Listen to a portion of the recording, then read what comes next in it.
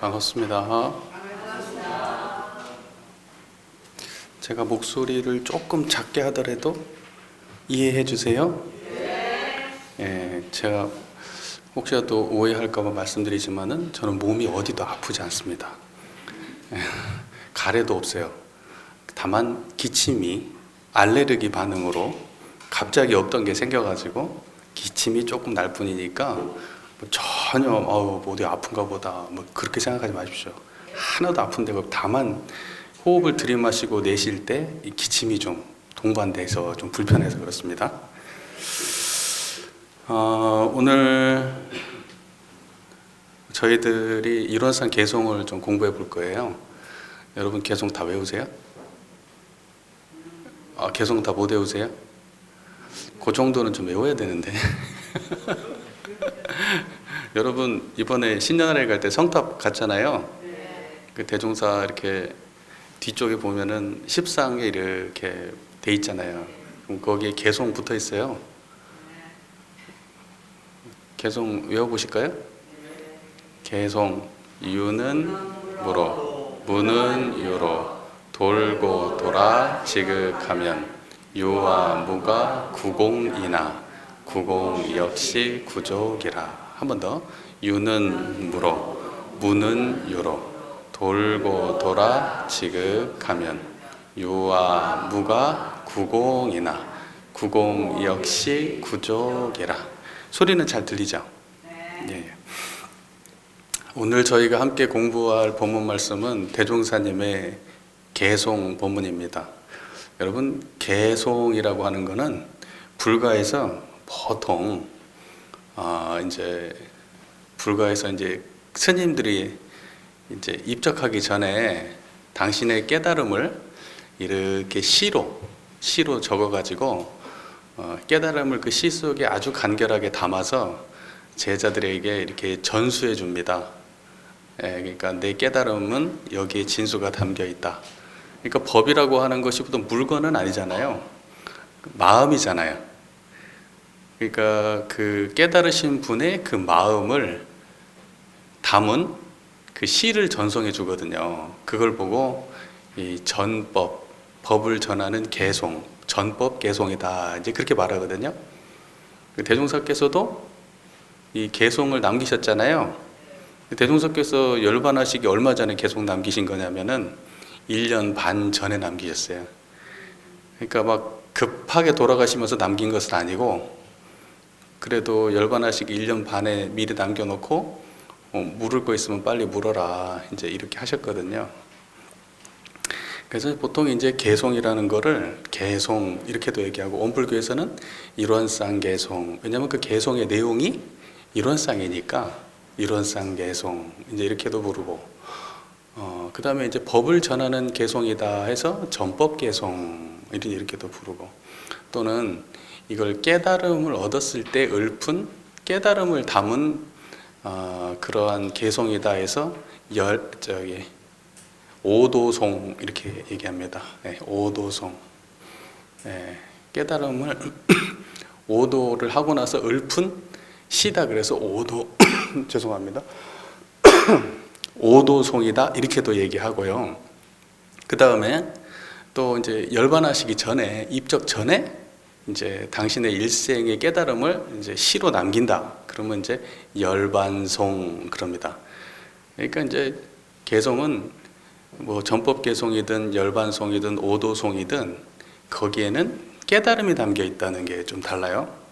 근데 이제 초기 불교도 이제 초기 불교가 있고 이후에 대승 불교가 있고 그렇잖아요. 초기 원시 불교에서도 개송이 존재하는데 그때의 개송은 이제 부처님을 찬양하는 글들이에요.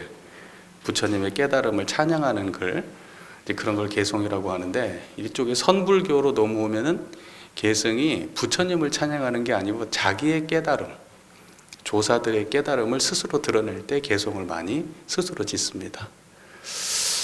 자, 그래서 우리가 대종사님의 깨달음은 그러면 이제 오도송이기도 하고 열반송이기도 하고 이제 전법 개송이기도 하고 그렇습니다. 의미가. 왜냐하면 대종사께서 열반 전에 물론 바로 급하게 남긴 건 아니지만 1년 반 전에 남기신 거고 또 이것은 당신의 깨달음을 제자들에게 남기신 일이기도 하고 당신의 깨달음의 경지이기도 하고 그렇습니다. 자, 그래서 우리 교도님들 혹시라도 개송을 못 외우신 분 있으면 개송 정도는 외우시면 좋을 것 같아요. 대동사님의 깨달음을 함축적으로 나타낸 거고, 이 개송의 내용을 우리가 잘 알면 뭐 다른 건 이론상의 진리, 신앙, 이론상 법어, 이론상 소원문은 다 외우시니까 이런 거는 이제 좀 못 외울 수도 있잖아요. 근데 개송은 짧잖아요. 외우면 좋겠죠. 제 목소리가 작으니까 여러분들도 기운이 다 처진 것 같아요. 네. 좀 저를 좀 쳐다보세요. 네. 자, 대종경 부촉품 2장의 본문인데 제가 좀 읽어드릴게요. 대종경 부촉품 2장 원기 26년 1월에 대종사 개송을 내리시고 말씀하시기를, 대종사께서는 열반하신 거는 원기 28년 6월 1일 6일 대지하죠? 원기 28년 6월 1일 몇 세에 돌아가셨어요? 52세에 돌아가셨습니다. 52세. 자, 근데 이제 그 전 1년 반 전에 26년 1월에 대종사 개송을 내리시고 말씀하시기를, 자, 옛 도인들은 대개 임종 당시에 바쁘게 정법 개송을 전하였으나 나는 미리 그대들에게 이를 전하여 주며, 그죠? 옛날에는 어떻게 했어요? 임종을 앞두고 개송을 내렸는데 나는 그대들에게 임종 전에 내리는 게 아니라 내가 아직 팔팔할 때 내린다, 이렇게 말씀하신 거고, 또는 몇 사람에게만 비밀이 전하였으나 나는 이와 같이 여러 사람에게 고루 전하여 주노라. 옛날에 전법 개송은 모든 사람들에게 나의 개송은 이거야 하고 그 모든 사람들한테 전해주는 게 아니라 상수제자 몇몇한테 이렇게 전해주는 거란 말이죠. 근데 당신은 모든 사람들에게 차별 없이 똑같이 법을 전해주셨어요. 그러나 법을 오롯이 받고 못 받는 것은 그대들 각자의 공부에 있나니 각기 정진하여 후일에 유감이 없게 하라, 이렇게 말씀하셨어요. 그러니까 나는 누구는 나하고 친하니까, 이 중에 누구는 똑똑하니까 내가 누구를 딱 한 명을 정해서 네가 내 후계자니까 내가 너한테 법을 남길게, 그러고 법을 전하지 않고 모두에게 다 법을 전했어요. 모두에게 법을 다 전했는데 법을 받고 못 받는 거는 그 사람의 공부 여하에 있는 것이다. 그러니까 내가 지금 법을 전하는 방식은 한 사람에게만, 그걸 보고 인적 단전 그래요. 한 사람에게, 사람에게, 몇 사람에게만 전해주는 그런 걸 보고 인적 단전 이렇게 말하거든요. 근데 원불교에서는 뭐라고 말하냐면 공동전수 이렇게 말해요. 공동으로 전수한다, 모두에게, 이렇게 말하거든요. 이게 헌교에 그런 식으로 설명이 되어 있습니다. 여러분, 불교에 특히 한국 불교는 선종불교죠? 모르셨어요? 조계종이 선종불교예요. 조계종 아시죠? 한국 불교에서 대표적인 종단이 조계종이잖아요. 조계종은 선종불교입니다. 선종불교인데 이제 선종불교는 맥이 어디서부터 오냐면 중국에서부터 오는 거예요. 인도 쪽은 선종불교가 없습니다. 그리고 지금 현재는 선종불교가 한국에만 있어요. 중국에는 선종불교가 없습니다. 그러나 시작은 선종불교입니다. 그래서 보통 선종불교의 맥이 보세요. 달마, 해가, 승찬, 도신, 홍인, 해능 이렇게 해가지고 6명으로 전해졌어요. 달마부터 시작해서. 여러분 달마 들어봤죠? 네. 달마는 중국 사람이에요, 인도 사람이에요? 인도 사람입니다. 달마라는 거는 다르마, 법이라는 뜻이에요. 법. 예, 이게 달마. 그래서 이제 인도 사람이에요. 달마라는 사람이 실존인지는 알 수 없어요. 예. 자 보세요. 달마, 해가, 승찬, 도신, 홍인, 해능 이렇게 해가지고 여섯 개로 전해. 그래서 처음에 초조가 달마, 그 다음에 해가, 승찬, 도신, 홍인이 5조고 6조가 해능이에요. 그래서 이제 조사가 이렇게 전해져 와요. 그래서 이제 조사라는 건 조상이라는 뜻이에요. 조상. 선가의 조상이 6대까지 내려왔는데 그 6조 해능이라는 분이 실제적인 선종의 그 종조라고 볼 수 있어요. 실제적 창시자. 그러니까 6조 해능 이후에 모든 그 계보가 정리가 되는 거예요. 원래는 있었던 게 아닌데 6조 해능을 기준으로 해가지고 6조 해능이 워낙 중흥조다 보니까 이렇게 만들어지고, 그런데 재미난 거는 6조 이후에는 7조는 없어요. 6조 단경에도 나와요. 근데 뭐냐면 6조가 자기 대에서 법을 전하지 않은 게 아니라 옛날에는 가사하고 바루를 증표로 이렇게 전했잖아요. 그래서 6조 대사가 홍인한테 그거 받고 막 이제 쫓겨가지고 다른 제자들한테 쫓겨가지고 뺏으려고 했는데 그걸 갖다가 이제 안 뺏기고 당신 이제 가져갔단 말이에요. 그랬는데 7조한테는 전했어요, 못 전했어요? 7조가 없어요. 7조가 누구를 7조라고 막 부르는 사람들이 있는데 그거는 내가 볼 때 선종맥을 잘못 이해한 사람들의 7조는 없어요. 왜 그랬어요? 내 대해서 법을 끊는 게 아니고 공전으로 바꿨기 때문에 그래요.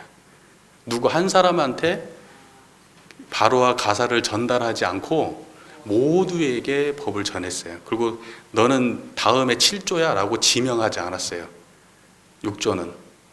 대종사님도 그런 방식으로 하신 거예요. 당신이 원불교의 법계로, 대종사부터 시작이죠. 원불교는 불교로 따지면 달마 같은 존재죠. 대종사님이. 그죠? 근데 지금 뭐냐면 대종사님 있고 몇 대 해가지고 지금 몇 대 종법사님까지 내려오잖아요. 원불교를.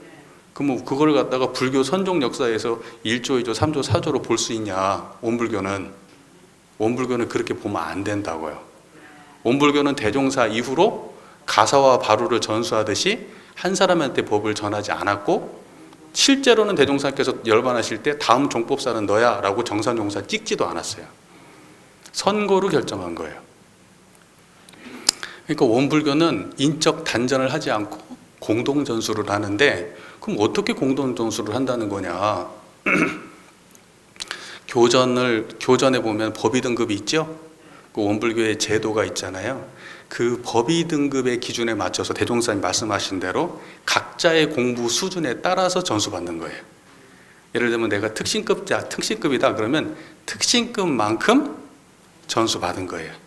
내가 항마다 그러면 항마만큼 전수받은 거지. 옛날에 과거 선종 불교처럼 다음은 네가 내 법의 전수자야 이렇게 안 했다고요. 대종사님은. 이해가 잘 되십니까?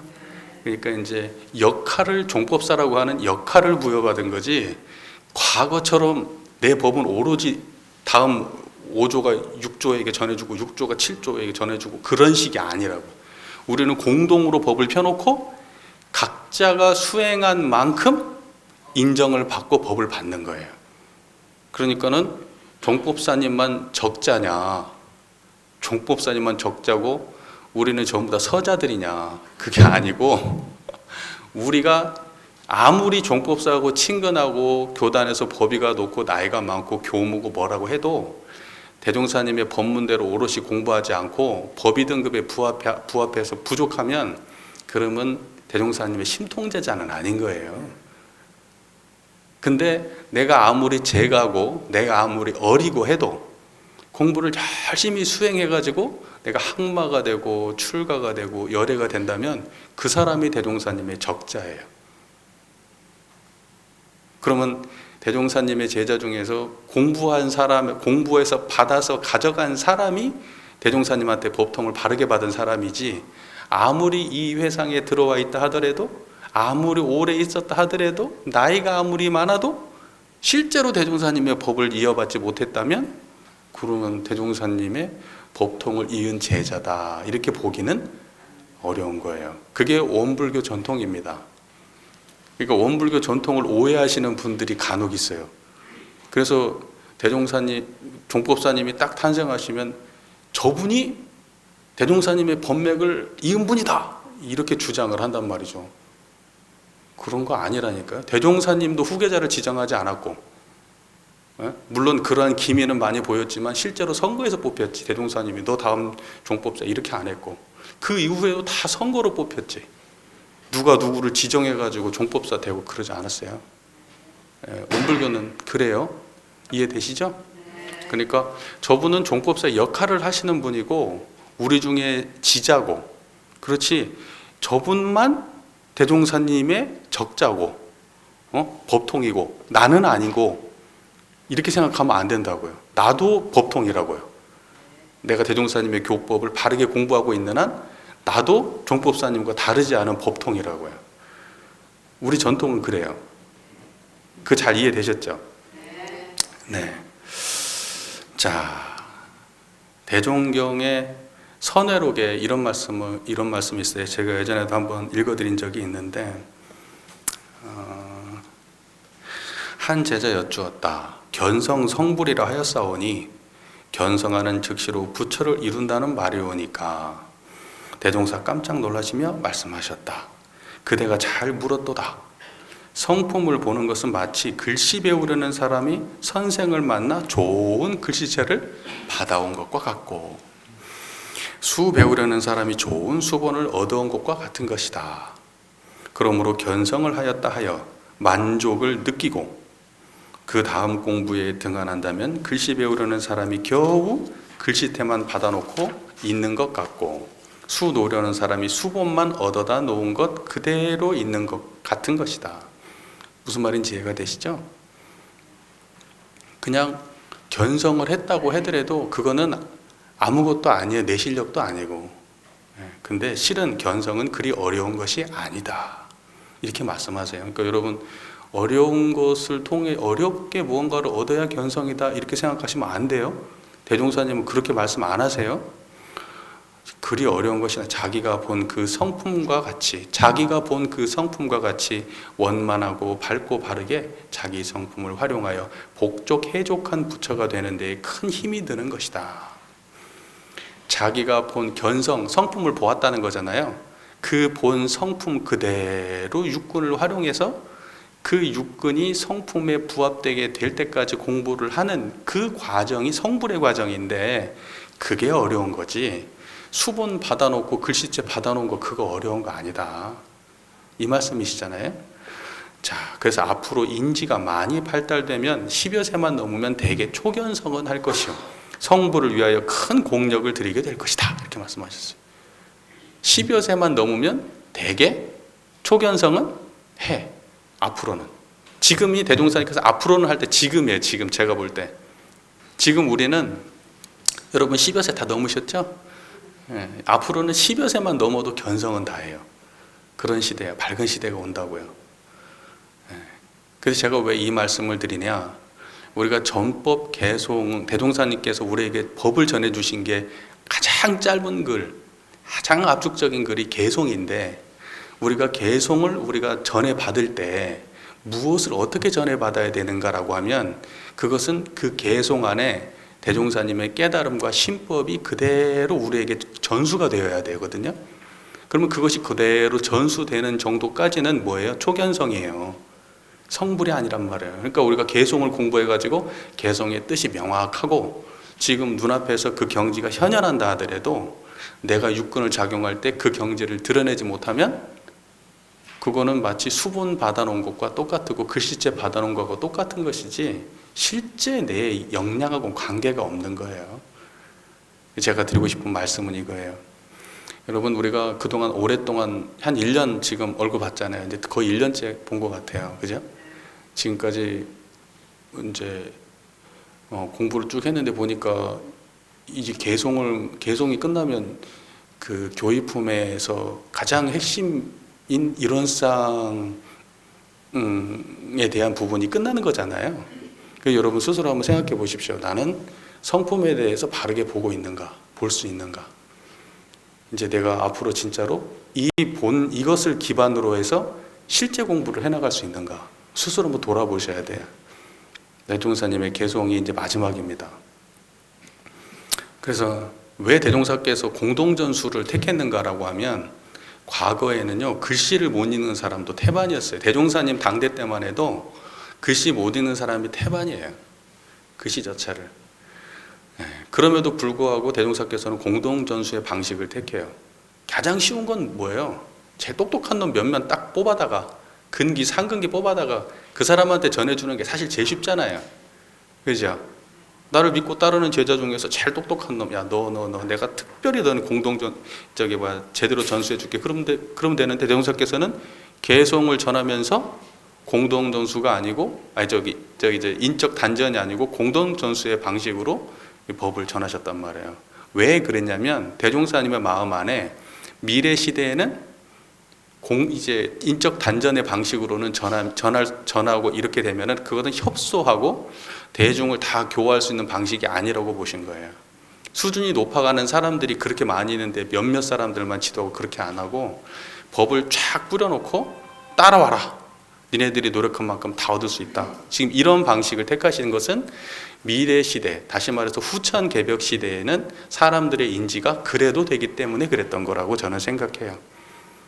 그럼 육조 스님 때는 왜 그랬냐? 그때는 한참 전인데, 그러면 육조 스님은 왜 그래? 자기의 법에 그만큼 자신이 있었기 때문에 그래요.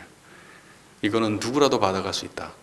대종사님 또한 지금 이 시대에 누구라도 내 법은 받아갈 수 있을 정도로 내가 법을 잘 짜놨기 때문에 인적 단전의 방식이 아닌 공동전수의 방식을 택하신 겁니다.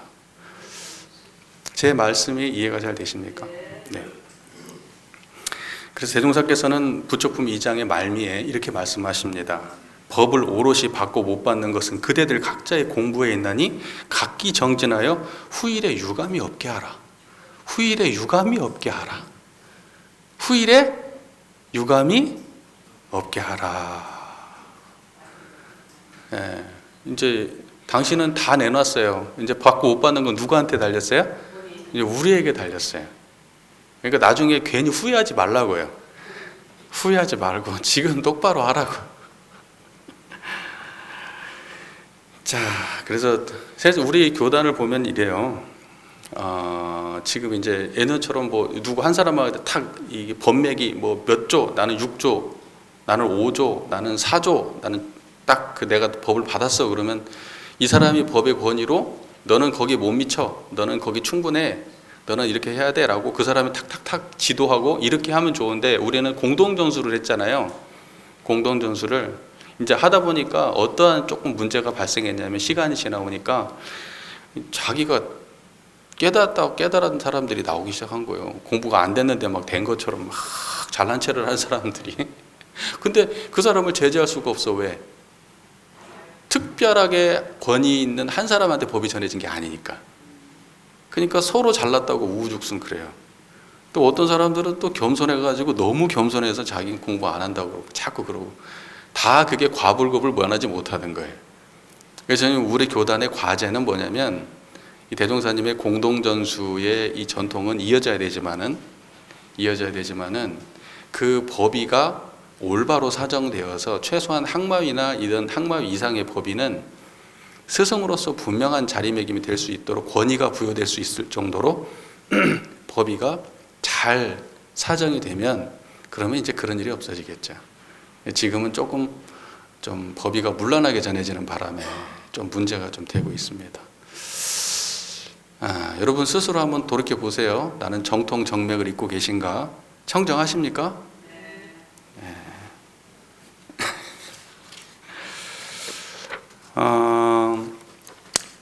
본문을 좀 공부를 해볼게요. 본문은 굉장히 짧죠? 네, 짧으니까 뭐 이거 설명하기로 하면 뭐 5분도 안 걸립니다. 10분도 안 걸려요. 이 짧은 걸 이거 근데 뭐 풍성하게 설명하려고 하면 한도 끝도 없는 것이고, 짧게 설명하려고 하면은 뭐 단 5분, 10분이면 설명할 수 있는 글입니다. 자, 대종경 성리품 31장의 법문을 반드시 우리가 개송을 공부하려고 하면은 대종경 성리품 31장의 법문은 반드시 쌍으로 가야 돼요. 쌍으로. 왜냐하면 대종사께서 개송에 대해서 보설을 하신, 보충 설명을 하신 유일한 법문이 대종경 성리품 31장 법문이에요. 개송에 대해서 딱 직접적으로 언급한 법문 딱 그거 하나밖에 없어요. 예, 그렇기 때문에 개송을 자기 마음대로 대종경 참고 안 하고 읽으면 안 돼요. 예, 그래서 우리가 한번 읽어볼까요? 본문 공부하기 전에. 대종경 성리품 31장 268쪽입니다. 268쪽입니다. 자, 원기 26년 1월에 대종사 개송을 내리신 후 말씀하시기를 유는 변하는 자리요 무는 불변하는 자리나 유라고도 할 수 없고 무라고도 할 수 없는 자리가 이 자리이며 돌고 돈다 지극하였다 하였으나 이도 또한 가르치기 위하여 강연히 표현한 말에 불과하나니 구공이다 부족하다를 논할 여지가 어디 있으리요. 이 자리가 곧 성품의 진체이니 사량으로 이 자리를 알아내려고 말고 관조로서 이 자리를 깨쳐 얻으라. 그러니까 요 본문을 참고하지 않으면 개송을 자기 마음대로 해석하게 돼요. 그러니까 반드시 성리품 31장과 정전의 개송은 쌍으로 가야 된다. 이거 되게 중요한 거예요. 왜냐하면 자기 마음대로 해석하게 되면 유하고 무를 잘못 이해해버려요. 유와 무를 잘못 이해해버리면 개송을 전체를 잘못 이해해버리게 되는 거거든요. 자, 그러면 이 대종경 성리품 31장의 본문의 말씀과 개송을 함께 우리가 염두에 두면서 이해를 한번 해보겠습니다. 자, 유라고 하는 거는 변하는 자리라고 대종사께서 분명하게 정의를 내렸어요. 이거는 우리가 토론하고 뭘 따지고 해가지고 되는 게 아니에요. 유는 뭐예요? 변하는 자리라고 대종사께서 답을 딱 내렸어요. 그러니까 자기 마음대로 해석하면 안 돼요. 유는 뭐라고요? 무는 불변하는 자리. 자, 유는 변하는 자리. 무는 그렇죠. 그러면 이제 하나씩 보죠. 변하는 자리는 뭐고 불변하는 자리는 뭔가? 여기에다 제가 살을 붙여야 되겠죠. 야, 보겠습니다. 그러면 유는 변하는 자리, 무는 불변하는 자리. 유는 변하는 자리라고 했는데 변하는 건 무언가? 유라고 하는 거는 말 그대로 있다라는 뜻이잖아요. 있을 유 아니에요, 그죠? 있다라는 거잖아요. 그럼 있는 것이 뭐냐? 여러분 저를 보세요. 보이는 모든 경험이 유죠, 유.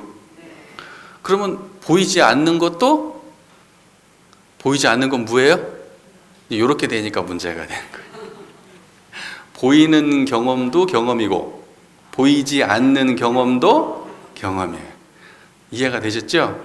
그래서 보인다고 하는 것도 유라고 하고 안 보였는데 나는 모르니까 나는 안 보이던데 그러면 그것도 안 보인 경험이에요.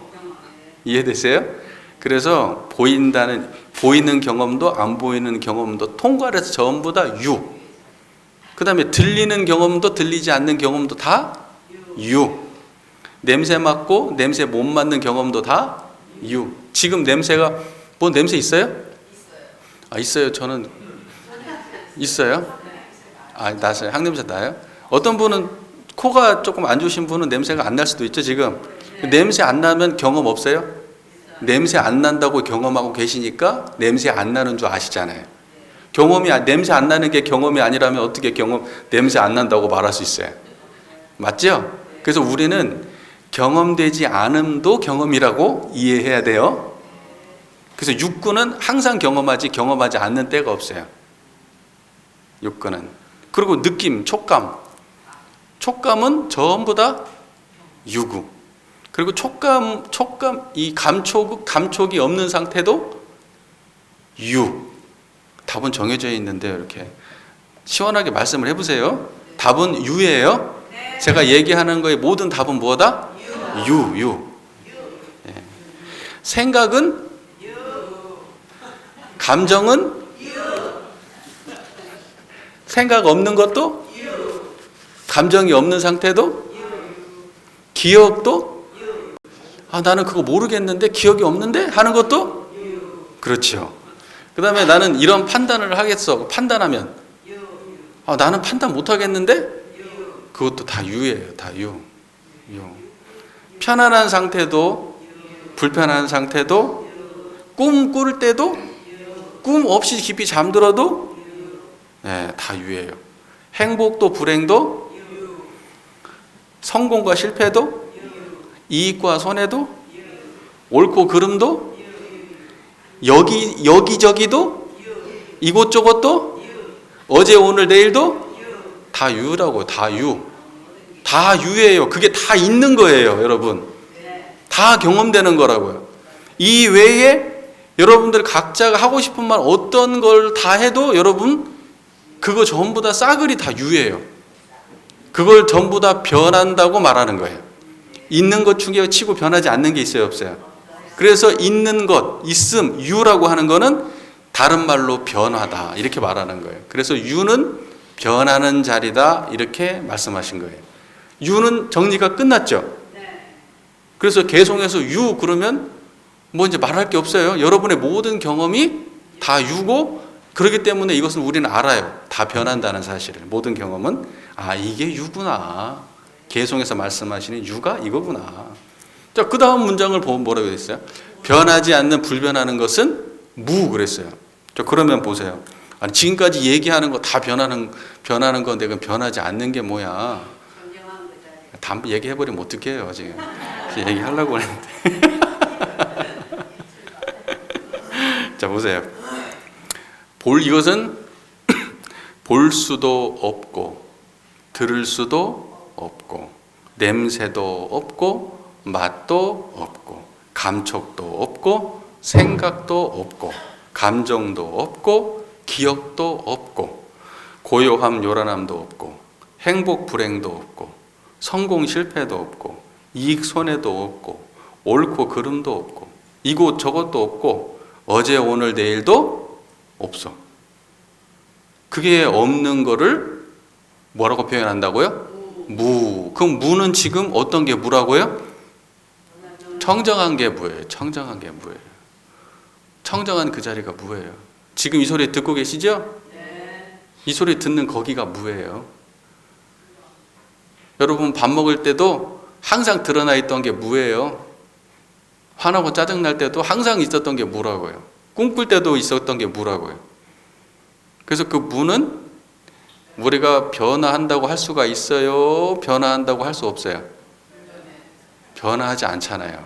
모든 변화는 있지만 그 모든 변화를 드러내고 있는 이 바탕에 무의 경지는 변함이 없어요. 그러면 보통 사람들한테 유는 제일 설명이 쉽잖아요. 유는 변하는 자리다. 그럼 누구한테도 설명할 수 있잖아요. 그럼 세상 변하지 않는 게 없어. 다 유야. 그런데 무를 설명하려고 하면 설명하기가 조금 이제 애매해져. 그건 확실하게 알면 설명할 수가 있는데 설명 못할 수가 있단 말이죠. 여러분 무를 설명할 수 있으면은 성립법문 할 수 있는 거예요 이제. 네. 무를 설명을 잘해야 돼요. 근데 무를 설명을 잘하려면 단지 개념적으로 그건 없고 없는 자리야 이렇게 설명하면 안 되고 내가 그 없는 자리의 경지가 지금 항상 드러나 있어야 돼. 안 그러면 설명하다가 자기가 헷갈려 버려요. 네. 지금 항상 무가 드러나 있어야 돼요. 자, 보세요. 그래서 유라고 하는 것은 변하는 자리, 무라고 하는 것은 불변하는 자리.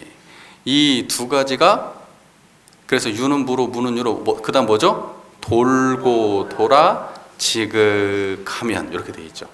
돌고 돌아 지극하면. 돌고 돈다는 것은 유가 움직여서 무로 가고 무가 움직여서 유로 온다는 거예요? 뭐 유라는 사람이에요? 무라는 동물이에요? 어디를 네 발 달렸어요? 움직이긴 어디로 움직여? 근데 돌고 돈대. 마치 막 잡으려고 얘는 도망가고 얘는 따라가는 것처럼 돌고 도나 봐 이렇게. 그런 의미입니까? 그렇죠. 자, 보세요. 여러분이 지금 저를 보고 계시잖아요. 저를 보는 것은 제가 지금 박근삼인 줄을 알고 이 형태가 눈에서 드러나고 이 소리가 지금 들리고 계시는 이건 전부 다 뭐예요? 유잖아요. 근데 이 유는 어디서 드러나고 있어요? 이게 바로 유는 무로예요. 무슨 말인지 이해가 되시죠? 그리고 그 자리에서 저를 보고 계시잖아요. 항상 그 자리에서 저를 보면 무는 유로예요. 예. 그러니까 유는 무로, 무는 유로라는 말은 유와 무가 함께 공존해서 유를 말해도 무를 떠날 수 없고 무를 말해도 유를 떠날 수 없는 관계를 유와 무가 돌고 돌아 지극하다고 말하는 거예요. 지극한 경지가 따로 또 있을까? 따로 또 있지 않아요. 지극한 경지는 오직 유와 무가 공존하는 경지, 유와 무가 서로 바탕한 경지, 하나로 뚜렷한 유와 무가 드러나 있는 경지, 이거를 지극하다고 하는 거지 다른 지극한 경지가 따로 있나? 없어요. 그런 거는. 지금 제 소리 듣는 가운데 청정하세요? 이게 유와 무가 지극한 거예요. 돌고 돌아 지극한 거예요. 어떤 사람이 지나가다가 부딪혔는데 나한테 막 욕짓거리를 했어요. 욕을 했어요. 화가 막 날 거 아니에요. 억울하기도 하고 짜증도 나고 재수없다는 생각도 들고, 그죠? 부딪혀가지고 아프기도 하고 그러한 모든 경험이 있는데 거기에서 청정한 자리를 떠나지 아니하면 유는 무로 돌고 있는 거예요. 그러면 그 자리가 다 가만히 드러나서 유와 무가 함께 드러나면 그걸 보고 지극하다 그러는 거예요. 대종사님께서는 뭐라고 말씀하셨냐면 이렇게 말씀하셔요. 유라고도 할 수 없고 무라고도 할 수 없는 자리가 이 자리이며 이렇게 말했어요. 왜 유라고 할 수 없고 무라고 할 수 없어요? 그렇지. 이것은 서로 바탕에서 함께 드러나 있어서, 그래서 유라고 말해도 무가 드러나 있고 무라고 말해도 유가 드러나 있어서 유라고 말할 수도 없고 무라고 말해서 딱 꼬집어서 유 아니면 무라고 설명할 수 없는 자리가 이 자리이다. 강연히 이 유와 무가 함께 드러나 있는 이 경험을 강연히 표현하자니 유는 변하는 자리, 무는 불변하는 자리라고 말했지. 그런데 실제 우리 체험 안에서는 유라고 해도 무 떠난 유가 없고 무라고 해도 유 떠난 무가 없는 거예요. 그러니 이것을 유라고도 할 수 없고 무라고도 할 수 없는 자리가 이렇게 함께 드러나 있는 이 자리다. 이렇게 말씀하신 거예요. 어때요? 끄떡끄떡 하세요? 네. 만족스럽지 않으면 다시 한번 설명해 주이소 하고 손 들지 마세요. 끝나고 질문하세요. 그 다음 문장을 보면 이렇게 되어 있어요. 우리 개송에는 이렇게 되어 있죠. 유는 무로 무는 유로 돌고 돌아 지극하면, 여기까지는 아셨죠 이제? 유와 무가 구공이나 구공 역시 구족이라 이렇게 말했어요. 유와 무가 구공이나 구공 역시 구족이라. 대종사님이 이 부분을 이렇게 했어요. 돌고 돈다 지극하다 하였으나 이 또한 가르치기 위하여 강연히 표현한 말에 불과하다고 말씀하시면서 이어서 바로 구공이다 구족하다를 논할 여지가 어디 있으리요. 자, 그러면 구공 구족도 논할 수 없는 자리가 지금 어떻게 생겼어요? 청정한 거예요. 지금 저 보세요. 지금 청정하세요? 이게 유와 무가 유도 아니고 유라고도 이게 할 수 없고 무라고도 할 수 없는 자리가 이 자리 맞아요? 이 그 말이 바로 그렇게 이해가 돼요. 이게 유라고도 할 수 없고 무라고도 할 수 없는 자리가 이 자리다. 이렇게 하면 그 자리가 바로 이렇게 아셔야 돼요. 이거 어떻게 설명을 할 수가 없네. 청정하다고 말할 수밖에 없어요. 청정하죠? 그게 유라고도 할 수 없고 무라고도 할 수 없어. 그래서 뒤에 뭐라고 하냐? 돌고 돈다 지극하다 하였으나 이것도 사실은 강연히 표현한 말에 불과하다. 그러니 돌고 돈다 지극하다고 하는 말에 집착할 필요는 없어요. 단지 이 경지를 표현하기 위해서 돌고 돈다 지극하다 말씀하신 거예요. 어떤 말이 적합할까 고민하시다가 이 말씀을 쓰신 것이지 이것이 딱 거기에 부합하는 말은 아니에요. 그러니까는 뭐 돈다 그러면 이렇게 우리가 빙빙 도는 선풍기 생각하면 안 돼요. 근데 그 뒤쪽에 문장이 이렇게 돼 있죠. 구공이다 구족하다를 논할 여지가 어디 있으려. 구공도 논할 필요가 없고 구족도 논할 필요가 없다. 자, 대종사님께서 이렇게 말씀하셨는데 우리는 개념 정리는 좀 해봐야 되겠죠. 모르는 글씨니까. 그죠? 구공은 뭐고 구족은 뭐냐. 근데 구공이다, 구족하다 할 때 구라고 하는 거는 앞에 구자는 함께라는 뜻이 함께구. 구공, 함께 공하다. 그 다음에 뒤에 구족하잖아요. 구족이라고 하는 것은 가출구. 가출구. 그러니까는 이것은 저것을 갖추었고 저것은 이것을 갖추었다. 부족함이 없이 갖추었다. 자격을 갖추었다. 무슨 말인지 아시겠죠?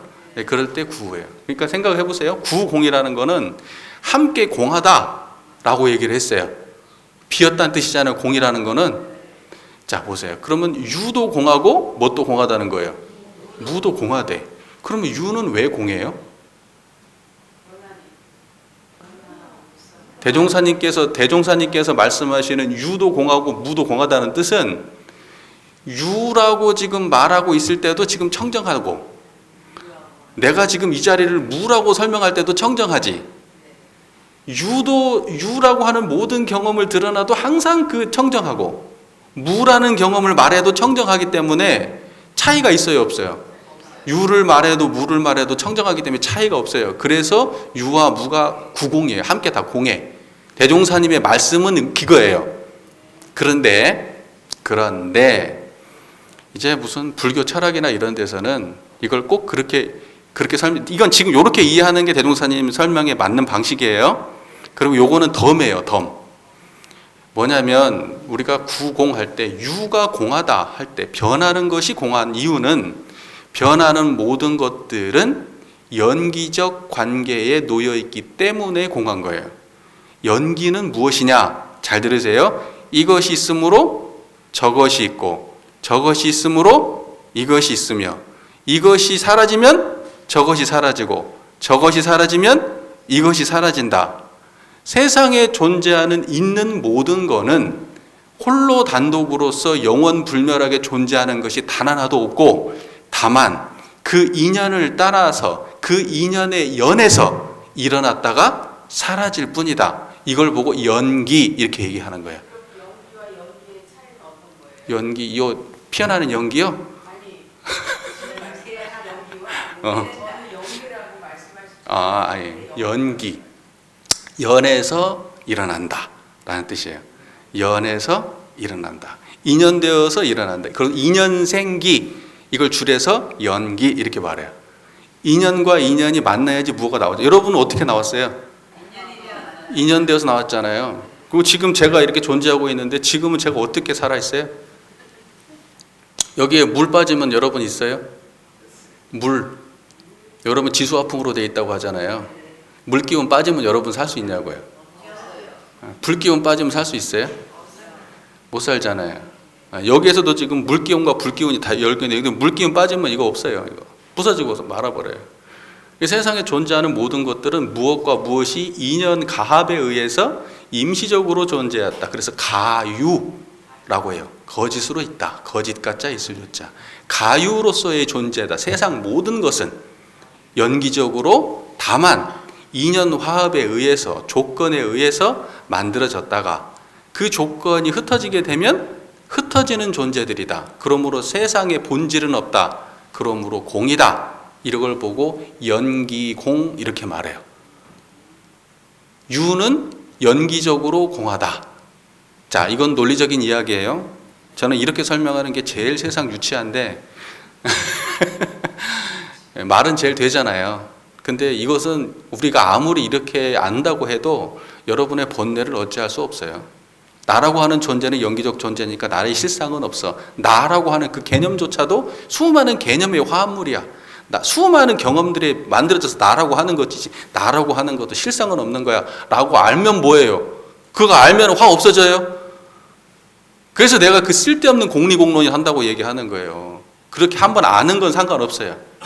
그러니까 맨날 불교에서 뭐 수많은 강사들이 나와서 반야심경을 해석하고 뭘 해석해도 맨날 연기공으로 설명을 해. 그거를 반야심경도 실제 반야심경조차도 연기적 공으로 설명을 해. 그 반야심경을 그렇게 이해하고 나면은 실제로 내가 반야지가 드러나요. 그냥 머릿속으로 이해한 거잖아요. 대종사께서는 이걸 뭐라고 얘기했냐면 사량, 생각으로 저울질하는 거예요. 생각으로 아는 것, 지식으로 아는 것, 이런 것은 사량으로 얻은 지식이라서 실제로 나를 생사해탈하지도 못하고 나를 탐진치로부터 벗어나게 하지도 못해요. 그냥 그렇구나, 그냥 알만 그뿐이에요. 그걸 보고 연기공이라고 말한다. 그것은 있는 거에 공을 말할 때는 연기적 공이에요. 이해가 잘 되셨어요? 그러므로 구공할 때 유는 연기이기 때문에 공인 거예요. 자, 여기까지 이해됐어요? 자, 이해가 안 돼도 어쩔 수 없어요. 시간은 정해져 있기 때문에. 시간은 정해져 있어서 제가 그러면은 두 번째, 무도 공이라고 했잖아요. 무는 왜 공이냐? 무는 없으니까 연기가 없잖아요. 이어지고 만나고 뭐 이렇게 해가지고 막 조건 있고 뭐 부딪히지 않잖아요. 그러니까 뭐 이 무라고 하는 거는 또 왜 공이라고 얘기하냐? 거기에는 어떤 것도 없으니까 공이에요. 없으니까 공이라고요. 이해가 잘 되세요? 그래서 여여한 그대로가 공이에요. 여러분, 이 소리 듣는 가운데 여여한 거 있잖아요. 그게 공이라고요. 그걸 보고 참된 그대로의 공, 그래서 진여공 이렇게 말해요. 참진자 같을 여자, 진여공. 또는 실상이 공하다 해서 실상공 그래요. 실상이 뭐예요? 이 소리 듣고 있는 그게 실상이에요, 여러분. 저 보이세요? 저 보이는 그대로가 실상이잖아요. 지금 공하잖아요. 요렇게 감각적으로 알아야 된다고. 요걸 갖다가 실상공 또는 진여공 이렇게 말을 해요. 이거는 뭐가 없어서 뭔가 인연으로 생길 수 있는 존재 자체가 아예 없으니까, 그러므로 무는 공이고, 유라고 하는 거는 모든 존재가 인연 화합으로 존재하기 때문에 실체는 없어. 그래서 실체가 공하기 때문에 연기공 이렇게 말하는 거예요. 연기적으로 있지 실체는 없는 거예요. 이해가 잘 되세요? 그런데 실체는 뭡니까, 여러분? 청정하잖아요. 그래서 이걸 보고 구공, 둘 다 공하다. 논리적으로 설명하면 이렇게 설명하는 거고, 대종사님 말씀하신 대로 구공이다, 부족하다, 논할 여지가 없는 자리에서 구공을 말하면 뭐예요? 다만 이렇게 청정한 거예요. 이거보다 어떻게 더 잘 설명해?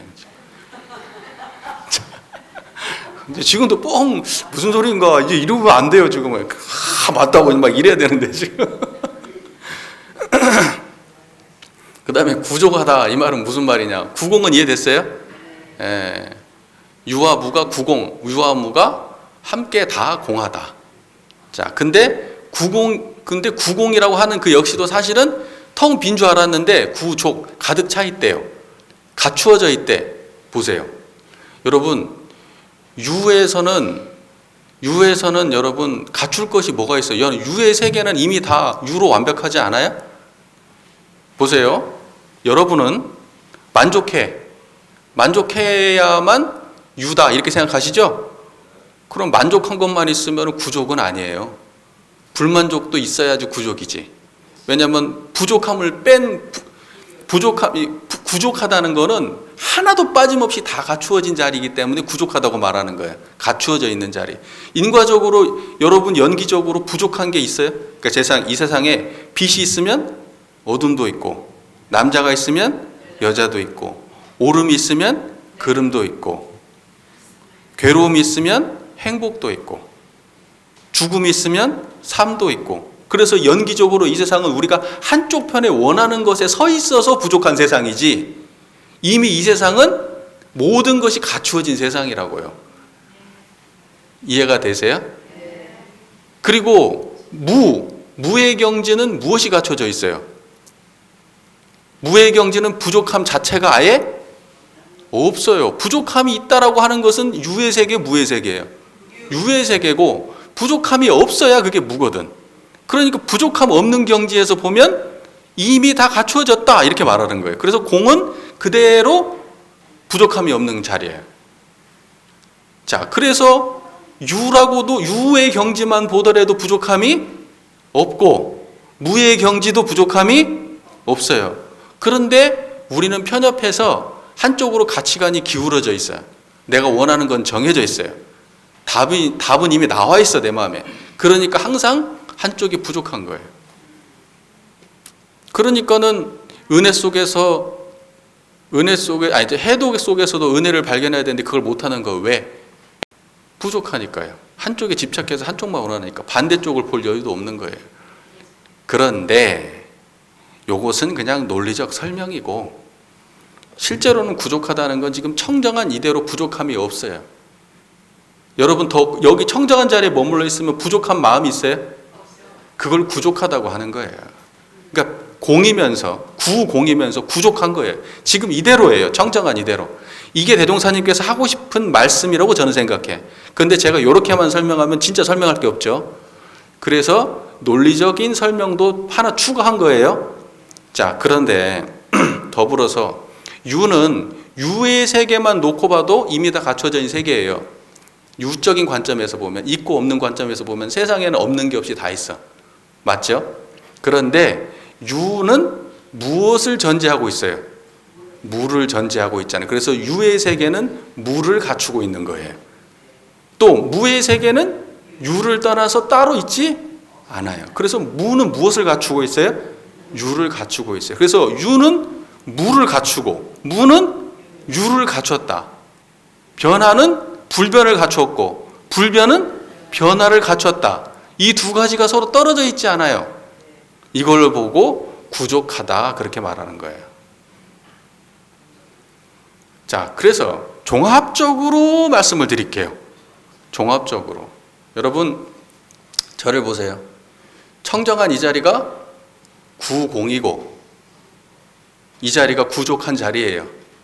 이것을 굳이 설명해서 나누자면 변하는 자리와 불변하는 자리로 나눌 수 있고 변하는 자리를 유라고 하고 불변하는 자리를 무라고 명명한 거예요. 그리고 돌고 돈다 지극하다 하였으나 이것도 강연히 표현한 말씀이에요. 이 자리가 함께 드러나 있을 뿐이에요. 함께 드러나는 이 모습을 돌고 돈다 지극하다 그렇게 표현한 거예요. 그러면 개송 끝났네요. 청정하십니까? 네. 확실합니까? 네. 항상 그렇게 사시면 여러분은 청정함으로 세상을 바라보잖아요. 그러면 무는 유로예요. 그런데 청정한 거 놓치고 살다가 어떤 경계에 부딪히고 나서 다시 청정함을 회복했어요. 그러면 그것은 유는 무로예요. 그래서 여러분은 유의 경지에 당했을 때 무를 놓치지 마시고 무의 경지를 당했을 때 유의 경지를 놓치지 않으셔야 돼요.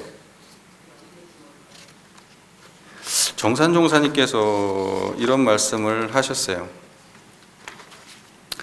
정산종사법 원리편 35장인데 제가 읽어드릴게요.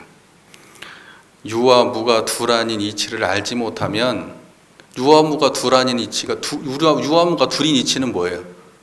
지금 이렇게 청정한 거예요. 아까 구공구족 돌고 돌아 지극한 그 경지예요.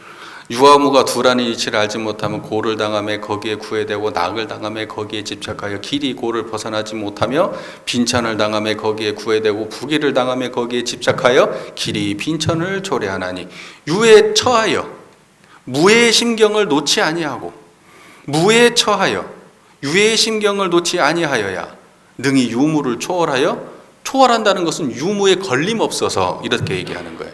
유에도 처하지 않고 무에도 처하지 않아. 그래서 유와 무를 다 걸림이 없어서 초월해서 고락과 화복을 임의로 수양하는 큰 도인이 되나니라. 그러니까 유와 무가 돌고 돌아 지극하게 하는 것이 수행의 궁극이고 이것이 바른 공부다는 뜻이에요. 여러분 그렇게 하실 거예요?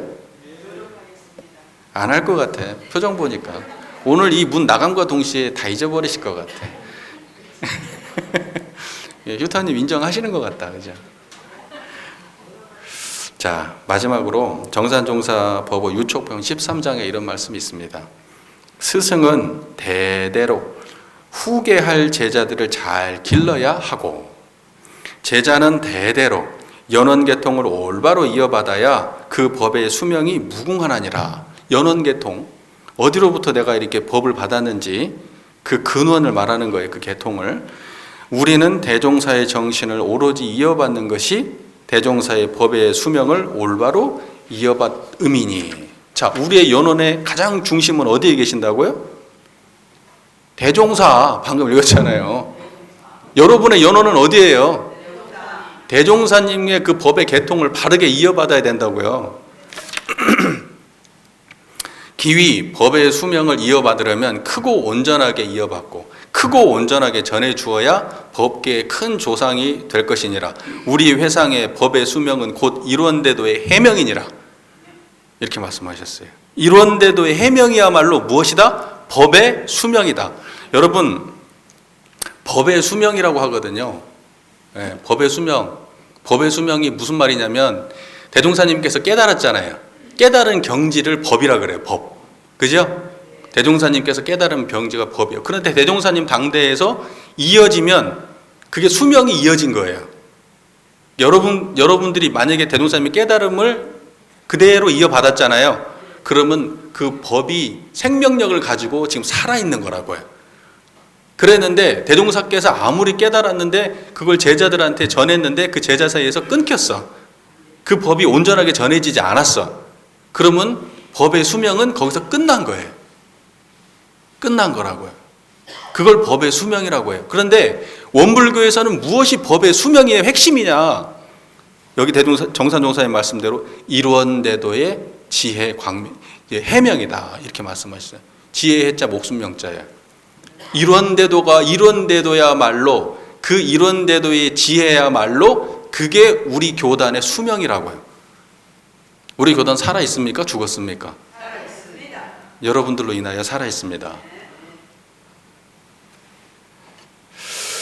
자, 그래서 우리가 개성의 경지를 관조로 바르게 드러내면 사량으로서 이 자리를 알려고 하지 말고 뭘 어떻게 하라고 했죠? 관조로서 깨쳐 얻으라고 했잖아요. 관조는 뭐예요? 볼 관자 빛을 조자잖아요.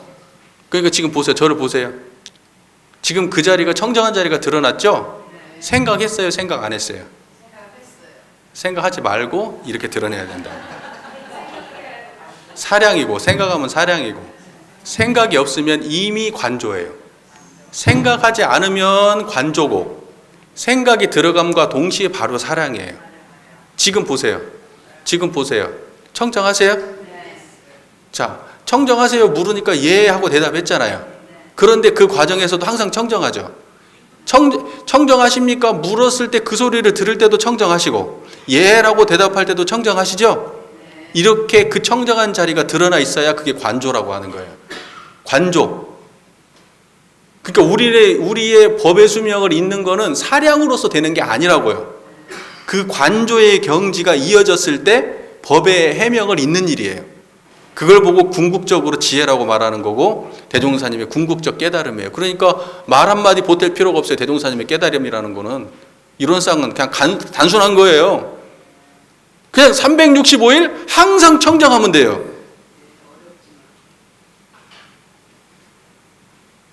이게 어렵습니까?